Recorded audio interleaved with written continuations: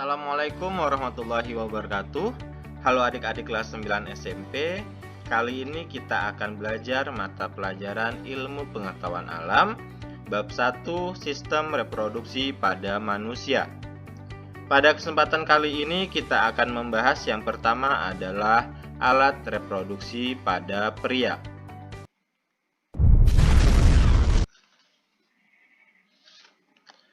Alat reproduksi pada pria berfungsi untuk menghasilkan sel kelamin jantan yang disebut dengan sperma.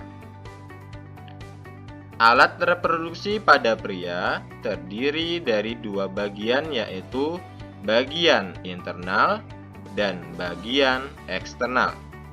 Pada bagian internal atau bagian dalam terdapat testis, kelenjar aksesoris, dan tubulus atau saluran. Sedangkan pada bagian eksternal atau bagian luar terdapat skrotum dan penis.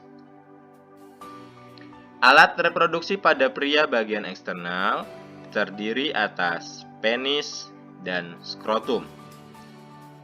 Penis merupakan jaringan erektil yang kaya akan korpus cavernosa.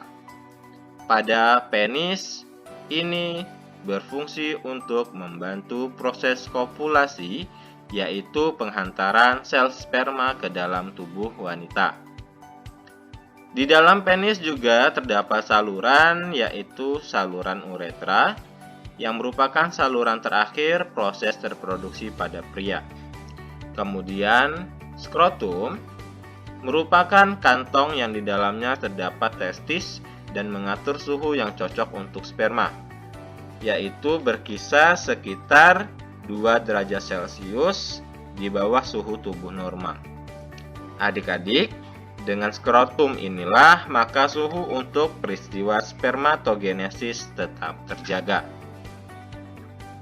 Kemudian alat reproduksi pada pria bagian internal, yang pertama adalah testis. Jumlah testis pada pria adalah 2 buah atau sepasang. Testis berada dalam kantung skrotum yang berfungsi untuk menghasilkan sel sperma dan hormon testosteron, atau lebih dikenal sebagai tempat memproduksinya sel sperma. Setelah sperma diproduksi di testis, kemudian sperma akan dimatangkan di bagian epididymis, yaitu tempat pematangan dan penyimpanan sementara sperma.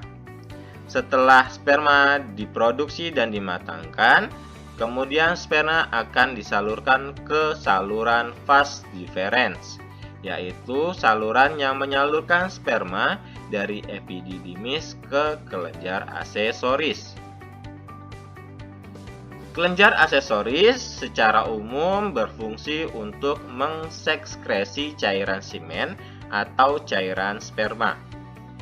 Kelenjar aksesoris ini terdiri dari 3 bagian, yaitu vesikula seminalis atau kantung sperma, kemudian kelenjar prostat, dan kelenjar Cowper. Pada vesikula seminalis ini akan dihasilkan cairan semen yang jumlahnya hampir mencapai 60% dari total cairan semen yang dihasilkan. Dan cairan semen yang dihasilkan pada vesikula seminalis ini akan berbentuk kental. Kemudian kelenjar prostat ini akan menghasilkan cairan semen yang lebih encer dibandingkan cairan semen yang dihasilkan pada vesikula seminalis. Yang terakhir yaitu kelenjar Cowper. Di sini akan dihasilkan cairan semen yang lebih jernih. Dan cairan semen yang dihasilkan pada kelenjar Cowper ini berfungsi untuk menetralisir saluran uretra yang sempat dilewati oleh urin. Dan bagian alat reproduksi pada pria bagian internal terakhir adalah uretra, yaitu saluran pengeluaran sel sperma terakhir pada proses spermatogenesis. Baiklah adik-adik, demikian pembelajaran sistem reproduksi pada manusia, tepatnya pada bagian alat reproduksi pada pria. Semoga bermanfaat. dan akan kita lanjutkan pada pertemuan selanjutnya, yaitu alat reproduksi pada wanita.